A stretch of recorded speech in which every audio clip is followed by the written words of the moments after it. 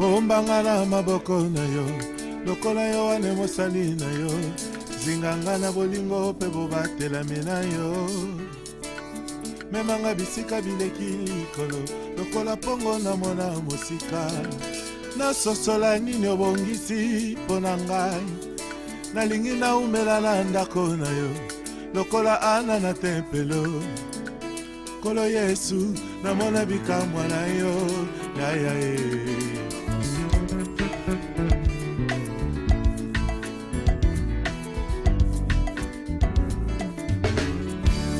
bombanga na maboko na yo lokola yo wane mosali na yo singanga na bolingo pe bobatelami na yo kolo memanga bisika bileki likolo lokola pongo na mona mosika nasosola nini obongisi mpo na ngai nalingi naumela na ndako na yo lokola ana na tempelo kolo Yesu namona bikamwa na yo ata mongo na telemi.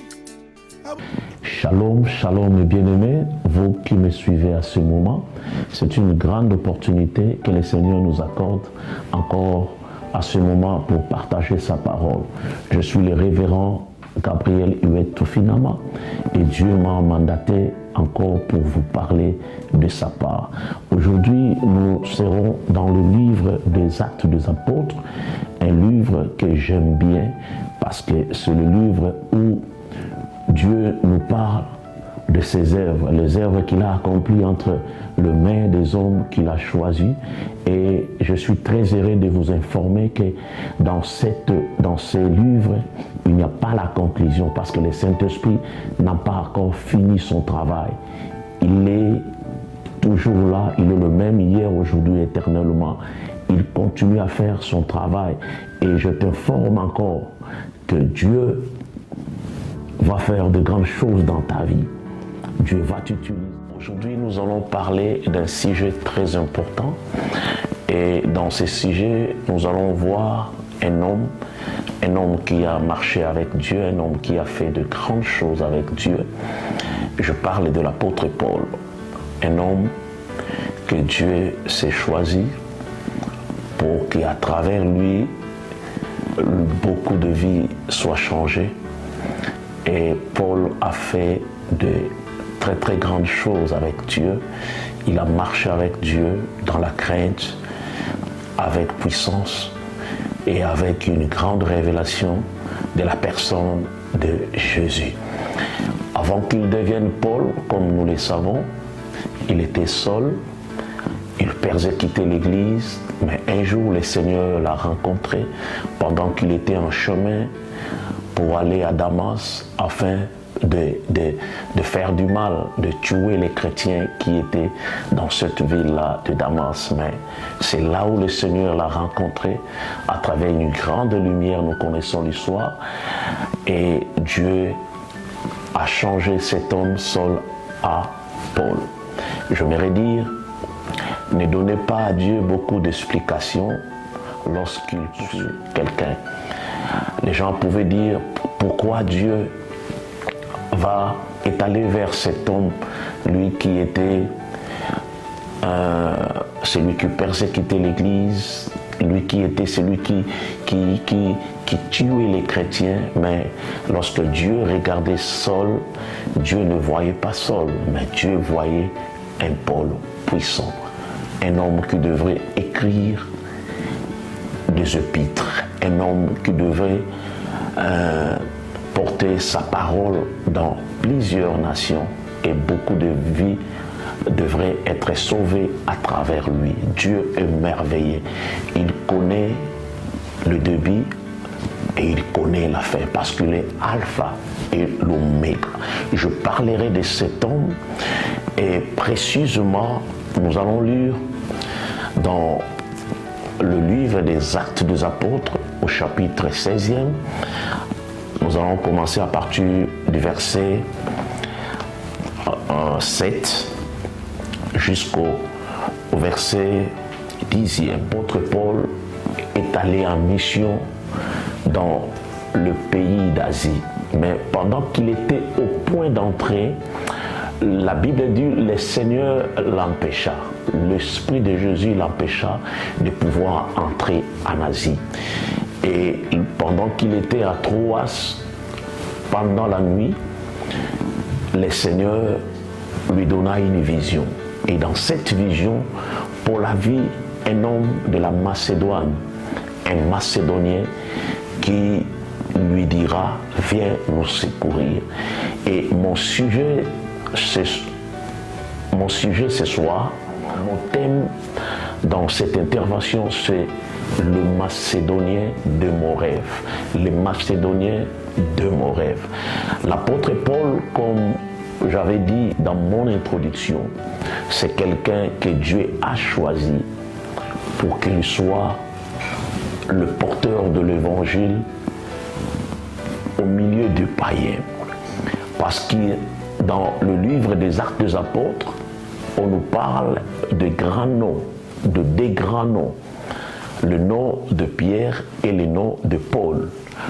Pierre était appelé à conduire l'église parce que la clé de l'église a été donnée à Pierre. Mais puisque Pierre n'a pas compris le message du Seigneur lorsque le Seigneur lui a montré la vision des animaux impurs qui descendaient sur une natte, et le Seigneur lui dira tu et manges, mais Pierre a refusé, et c'était à ce moment-là que Dieu a décidé de diviser, de partager son ministère. Il a laissé à Pierre la charge des Juifs et il a donné une partie à Paul, et cette partie c'était la charge des gentils, la charge des nations. Et Paul était dans sa mission. Il était dans sa charge, il était dans son mandat. Aller prêcher l'évangile auprès des nations. Mais arrivé quelque part, ce qui m'étonne, alors qu'il était prêt à annoncer la bonne nouvelle de Jésus, c'était sa vocation, c'était son appel. Il était prêt à accomplir la volonté de Dieu. Mais la Bible dit, l'Esprit de Jésus l'empêcha. L'Esprit de Jésus n'a pas permis à Paul d'annoncer l'évangile à ce moment-là aux gens qui étaient à Bithynie, aux gens, à la population de l'Asie. L'Esprit de Jésus l'a empêché. Cette scène me pousse à comprendre une chose, que dans l'œuvre de Dieu, il y a la volonté de Dieu qui est parfaite et la volonté de Dieu qui est permissive. Donc il y a deux volontés, la volonté parfaite et la volonté permissive.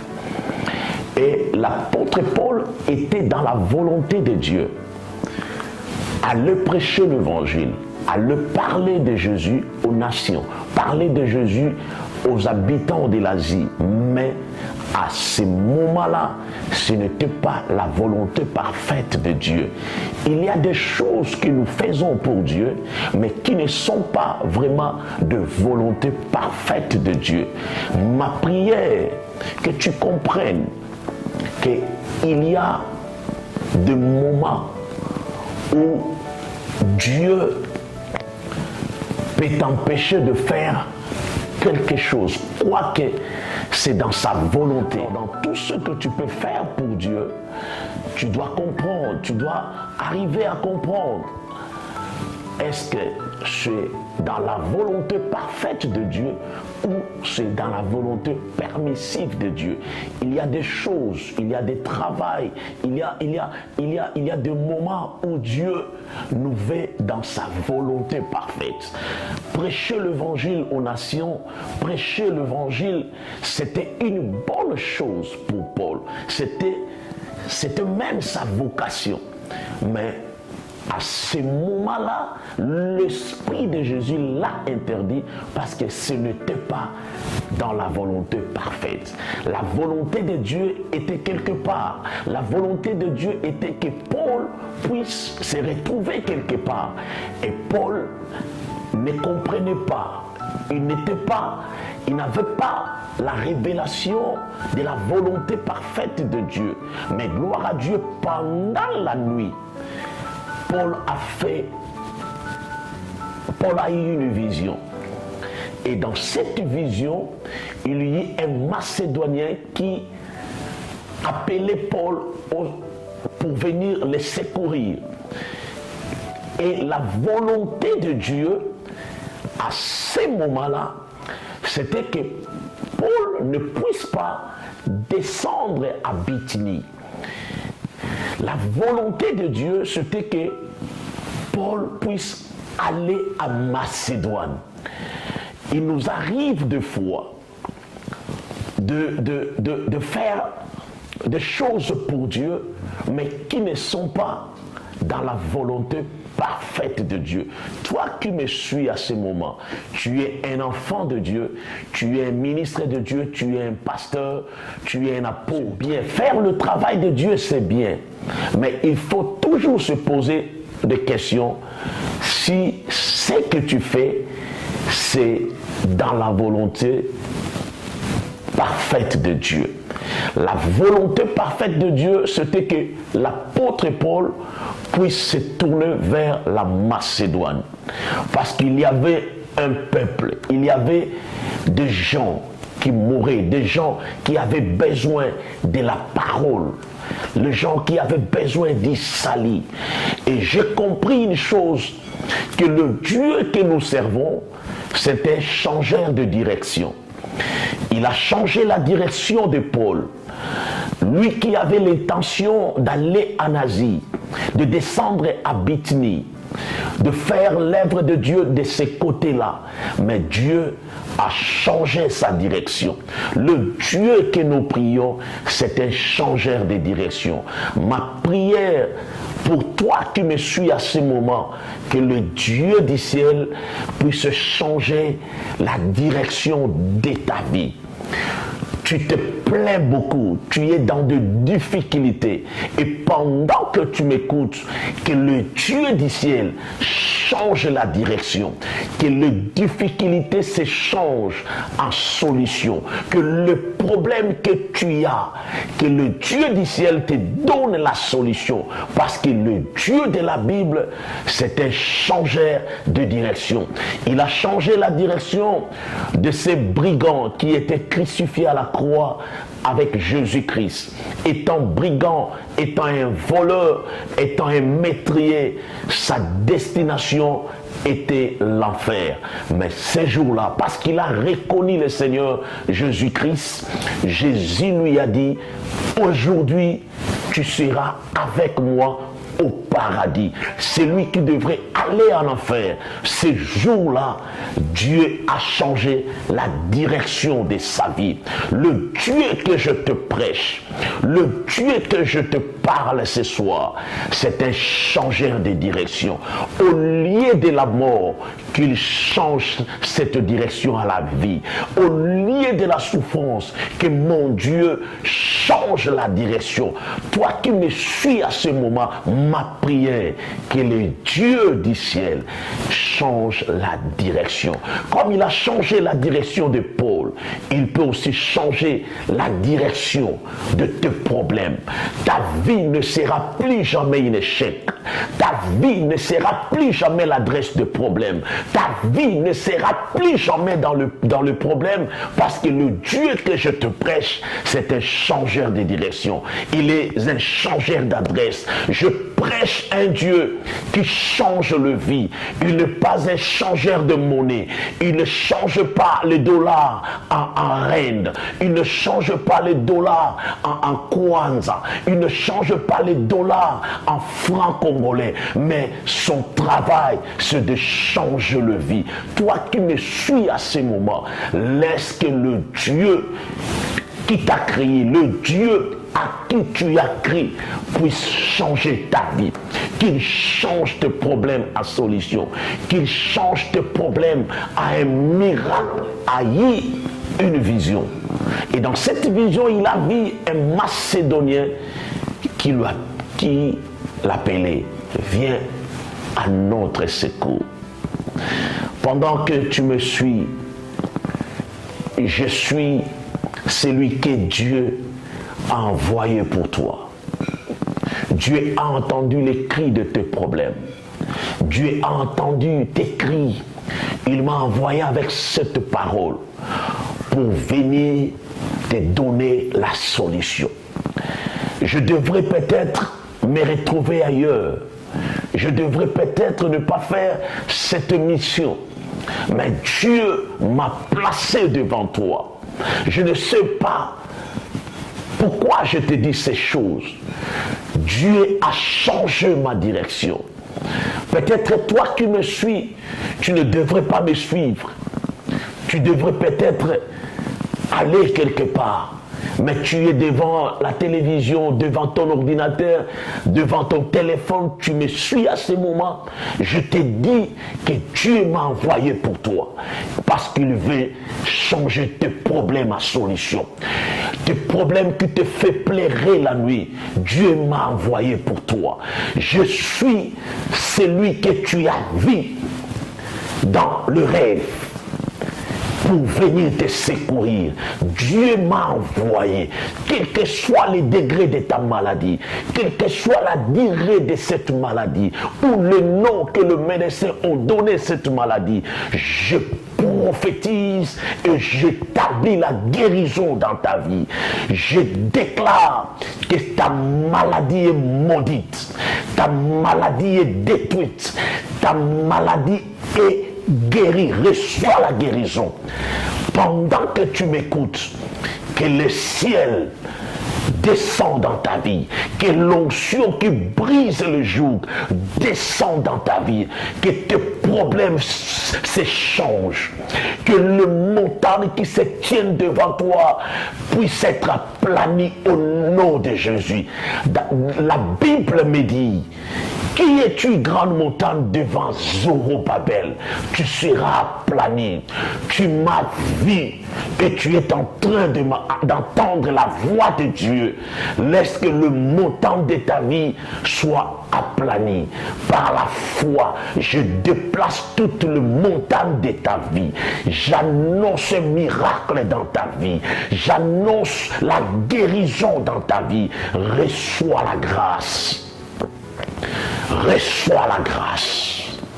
L'apôtre Paul, lorsqu'il s'est levé le matin, ils ont compris que la pensée, la volonté parfaite de Dieu, c'était qu'il descende à Macédoine. My God, je viens te déclarer ceci. Je vois un déplacement divin. Les anges se déplacent pour venir te rencontrer. Pendant que je parle, je sens une onction sur moi et j'entends dans mes oreilles un bruit qui annonce le pas de ta visitation. Il y a un convoi du ciel qui vient à ta rencontre. Il y a un convoi des anges qui viennent pour solutionner tes problèmes. Tu as longtemps pleuré, tu as longtemps crié, tu as crié dans le jeûne, tu as crié dans des retraites. Aujourd'hui, il y a un mouvement. Les anges arrivent, le serviteur puissant arrive avec une parole pour ta solution. Oh, que tes yeux spirituels s'ouvrent, que tu voies un miracle qui t'arrive, un miracle qui est sur ton chemin. Paul se déplace, il s'est déplacé pour rencontrer ces Macédoniens. Lorsqu'il arrive dans la ville de Macédoine, il était à la recherche de ces Macédoniens qu'il avait vus dans son rêve. Le Macédonien qu'il avait vu dans sa vision. Il ne pouvait pas reconnaître sa figure, sa face, mais qui connaît toute personne. Dieu qui connaît la personne qui souffrait. Dieu qui connaît la personne qui avait besoin du secours, a dirigé le pas de Paul jusqu'à rencontrer cette personne. Et pour votre information, La personne que l'apôtre Paul a vue dans le rêve, c'était le geôlier. C'était le chef de la prison. Le chef de la prison qui était en charge de Paul. Parce que la personne qui avait besoin du salut, c'était la famille de ces geôliers. Lorsque Paul arrive à Macédoine, il commença à prêcher la parole. Il a été arrêté. On l'a mis dans la prison. Et pendant qu'il était en prison, Dieu a opéré un miracle. Le fondement de prison s'est brisé. Le porte s'est ouverte d'elle-même. Parce que le serviteur était là dans la prison. Et pendant que le président, le geôlier, est rentré dans la prison pour voir ce qui s'était passé, il a voulu se tuer parce qu'il a cru que tous les prisonniers ont été évadés. Mais Paul s'est levé pour lui dire: ne te tue pas, ne te fais pas du mal. Nous tous, nous sommes ici. Viens, nous sommes ici. Et ce geôlier a dit: que dois-je faire pour être sauvé? Et Paul lui dira: crois au Seigneur Jésus-Christ, toi et ta famille, tu seras sauvé. La mission de Paul, c'était de venir sauver ces geôliers. C'est ces geôliers, le président de la prison, c'est lui qui était l'homme que Paul a vu dans la vision. Et Paul a sauvé ces geôliers et toute sa famille. J'aimerais dire à une personne, à un enfant de Dieu, à un ministre de Dieu, peut-être tu te plains à cause de ta souffrance, à cause de la situation à laquelle tu vis maintenant. Tu te dis comme Paul: pourquoi je me retrouve dans la prison? Moi qui n'ai pas commis de péché, je n'ai pas volé, je n'ai pas tué, je ne suis pas un brigand. J'ai seulement annoncé la bonne nouvelle. Mes bien-aimés,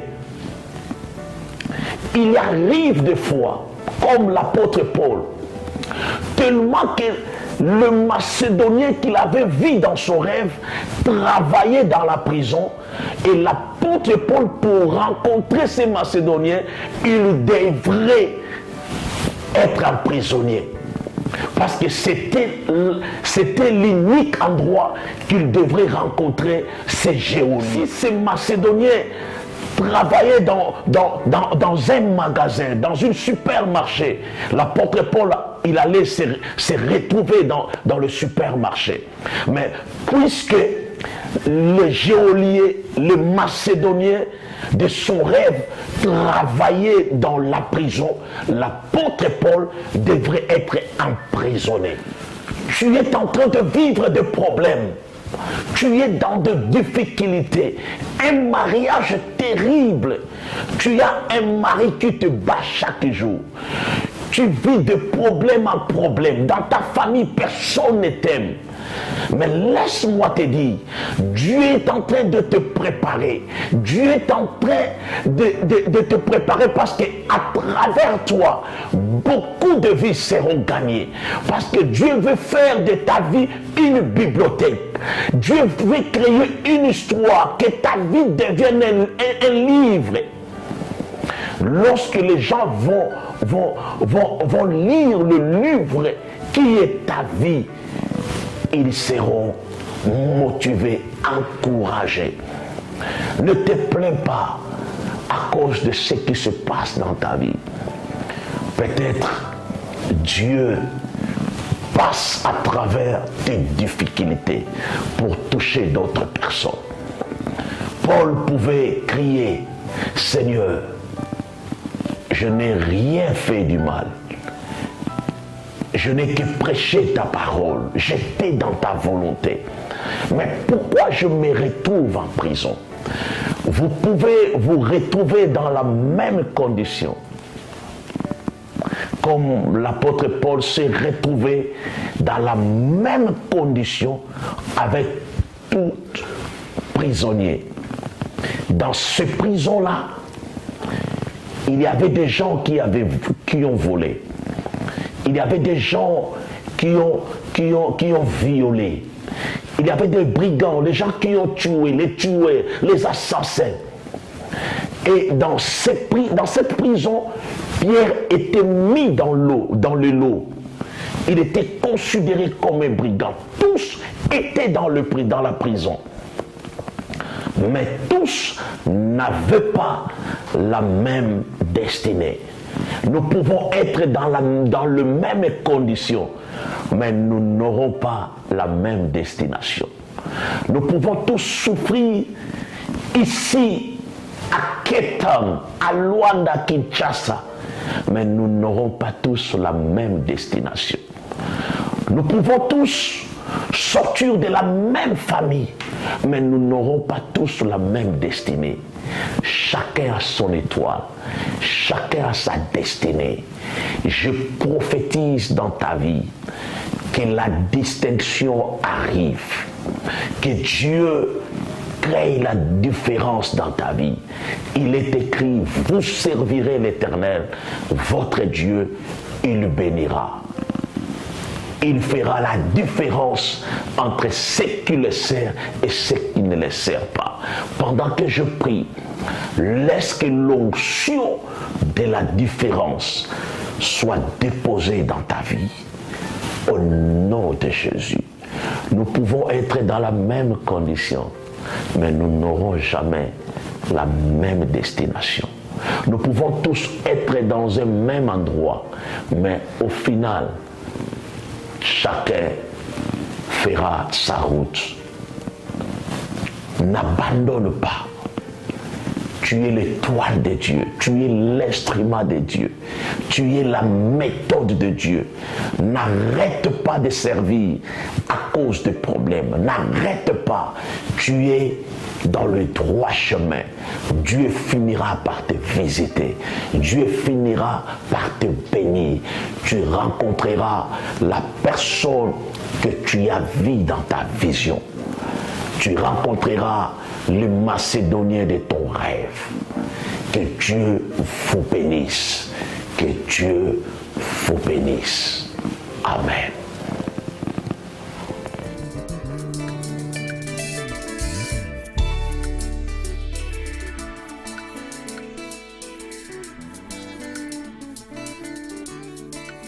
bombanga na maboko na yo lokola yo wane mosali na yo zinganga na bolingo mpe bobatelami na yo memanga bisika bileki likolo lokola mpongo na mona mosika nasosola nini obongisi mpo na ngai nalingi naumela na ndako na yo lokola ana na tempelo kolo Yesu namona bikamwa